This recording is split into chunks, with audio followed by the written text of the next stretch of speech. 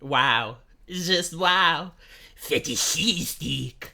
Misogynistic. Dude, I already said I'm going to buy it. You don't have to shill it for me. But such glowing endorsements from Reset Era, one of the most insane places on the internet. You gotta understand, like that is not genuine, actual opinion. That is enforced opinion. Like the moderators will ban you if you say something differently. So if you want to see how persecution looks like, if you want to see how people are held hostage by the Jannies, Reset Era is the best place to go. Because the entire internet, the entire gaming community is celebrating this video game Stellar Blade. Like everyone is excited. In fact, I even canceled my pre-order after playing the demo.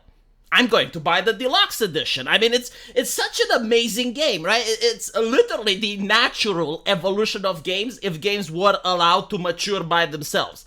Like if you played games in the early 2000s and then you played games all the way to 2010, and someone would ask you, how do you think video games will look like in 2024? It would be Stellar Blade. Like, it's literally what the market wants. It's what the market desires. And that's why it's so popular. But you have, like, this fringe, extremist place on the internet, devoid of any testosterone, where the people are making, like, these claims. Like, they're bending themselves like a pretzel. And it's like, oh, my God.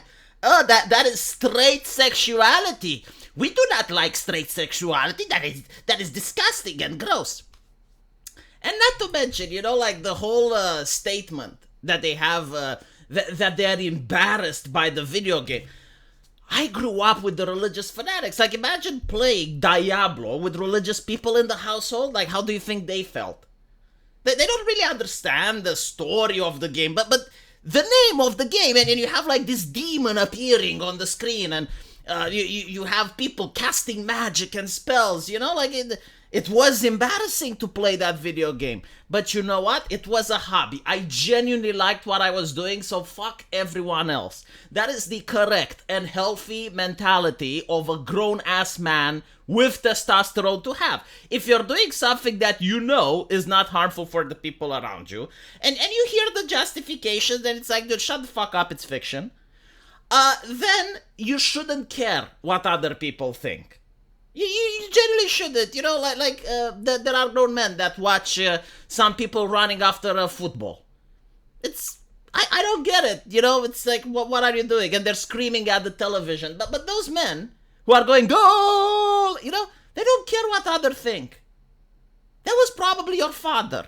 He's probably a good example on how to be a man. Like, he managed to get with your mother, and they made you, so he did something right. Try to emulate him rather than listen to what people on the internet have to say about how you need to live your life. Because those people, they wouldn't help you out of a ditch. If you are burning, they wouldn't piss on you. They don't care about you. They just want to dominate and control what you think and what you get to say, right? So it is just like an interesting thing to see when a game is actually successful.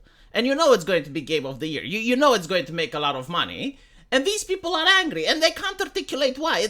It's like, the reason they are angry is because they're making the games that they are supporting look like absolute shit. Because if you listen to GDC and you listen to what these bizarre individuals say, for them, gaming isn't entertainment. For them, games are literal politics. Like, literally, de facto, if they could have the presidential debate happen in Fortnite, they fucking would. Like they want video games to be the gospel, the message. Right? So the same way that you would go to church in order to listen to a lecture is the same way they want video games. Like, they want you to play Alan Wake 2 and get some progressive message. Like, Alan Wake 2 should convince you to vote Democrat. It should convince you to hate Republicans. That is how they view video games, right? And they're really upset and angry that their video games are losing money, that their AAA companies are going broke, that people aren't buying the slop. So in order to convince people to buy the slop, they need to make sure that everything is slop. So that when you want some entertainment, you only can choose slop. But every now and then, you have like something that's actually good food. It's a good dish. You get Stellar Blade, right? And they're seething because of its existence. Not because, they like the franchise, like maybe they like Nikkei and they heard that the developer of Nikkei is making another game called Stellar Blade. And yes, it's the same developer, by the way. And they're like, okay, well, I don't like Stellar Blade. I really love Nikki, but I don't like Stellar Blade, so I'm disappointed. No, that's not the case. The idea is that they don't want you to play it. Like, if they had their way, they would go into your house and uninstall the game. Like, they believe that you should not be allowed. You should not have the opportunity to play Stellar Blade because it makes their game look bad. So let's listen to some of the commentaries that they have. They would be embarrassed to have this on their television. Look, if you're playing a video game and you're not embarrassed, is it really worth it? Is it really worth it? No, it's some genetic shit. I remember when South Park was on the television, I was embarrassed. I mean, they were making such violent jokes with kids like Kenny getting decapitated and stuff. I was embarrassed if my parents walked into the room. In fact, through the 90s, I was constantly embarrassed whenever I was watching a slasher film. So that actually reminds me of my childhood. You know, it's an amazing thing to have a game that makes you embarrassed. That intro sequence is so fucking bad. It's just so many elements of fetishistic infantile nonsense. I'm sorry, liking women's asses is not infantile. Like if you live in a world where you think children are into sexual stuff, I think the FBI needs to look into your computer. I definitely think that you do not understand how the world works if you believe that tits and asses and sexuality itself is infantile. Infantile, by the way, right? Like not infantile. That's like prepubescent.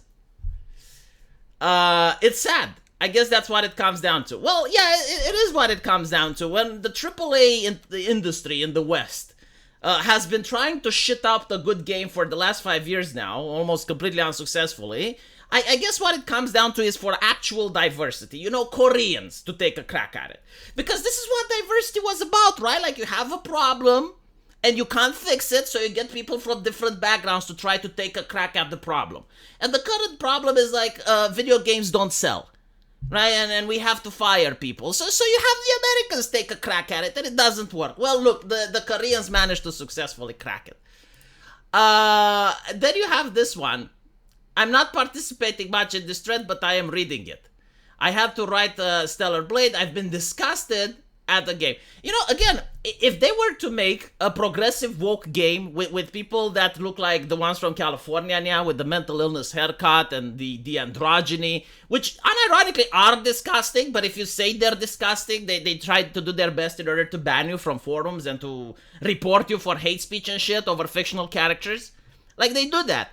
But yeah, like Forspoken, I'm sorry, it looks disgusting. The video game Forspoken, yeah, it unironically looks disgusting. But do you see me like throw a hissy fit? No, I'm just laughing at it, you know, and I'm laughing at it because it doesn't sell. If Forspoken actually had the market and actually managed to get the entire internet interested in it and everyone wants to play Forspoken, I would have said, you know what, well, it's not really my type of game, but like, I guess people like it. It's kind of like 50 Shades of Grey, you know, like 50 Shades of Grey is a disgusting story from my take, but like, women like it, and I'm like, you know, that's their stuff, like, I don't want to change it. If that's what they like, I mean, that's great, you know, but these people literally can't sleep at night knowing that you like something that they don't. Embarrassing, gross, kind of hate how it's Sony funded. Yeah, I mean, you know, Sony funds and publish all of this woke slop, all of this garbage constantly, and they publish one game that's like what the gamers actually want, and that is the problem. Right, alright, I understand. You know, Last of Us 2, published by Sony. A bear fuck scene in Baldur's Gate, that's fine, you know, published by Sony. Well, it's not published by Sony, but still, it's on the Sony PlayStation, right? And you also have the sex with Abby, very disgusting, PlayStation exclusive. Those are fine, right? Like, those are not disgusting, those are not disturbing. Do you guys know, seriously, do you remember the sex scene from The Last of Us 2? Where Abby is talking with a guy that looks like Neil Druckmann, and all of a sudden he turns her around, doesn't even do any foreplay, and just plap, splap, splap. The most disgusting sex scene that I have ever seen in video game history. And they had no problem with it. Reset Era was fine. Right, like, as long as the woman looks like she's pumped up with androgyny and you call it body type B, then it's fine. But the moment you have, like, a sexy waifu that doesn't even do sex in the game, right? Like, this game is not that different than Bayonetta, to be honest. Oh, my God. Oh, the humanity. Oh, stop the presses. I want to believe that Sony was fulfilling a contract and they won't work with Shift Up again. Yeah, I'm pretty sure they won't after making money, yes. What a misogynistic developer. Again, drawing sexy women is misogynistic. Like, the language games that they are playing is actually disgusting. Like, where are the, women protesting in front of Shift Up? Where are they? No one cares, right? The developer is married. He's having a happy relationship. I just want to point out that in 2024, if you're a woman with big fat tits and you do OnlyFans, like, these people will defend you. Unironically, like, oh no, sex work is real work. Right, you go, girl. But if you're the same woman and you take a piece of paper and you draw a hentai character, misogynistic, fetishistic, vile,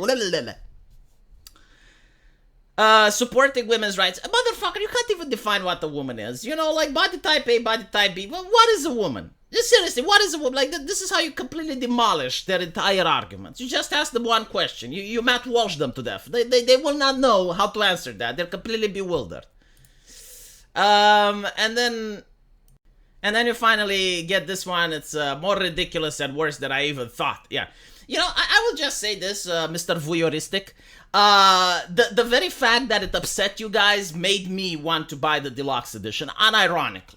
Like, if a product makes them react like this, I want more of it. I want to support everything that I can for this company to do more, to do better, right? Like, it is a moral good for moral busybodies to be angry, to be upset. Whenever I see a moral busybody, especially if they're American for some reason, it makes my heart filled with joy. Like they already took most of my passions away from me to the point that I only live to see them upset on forums.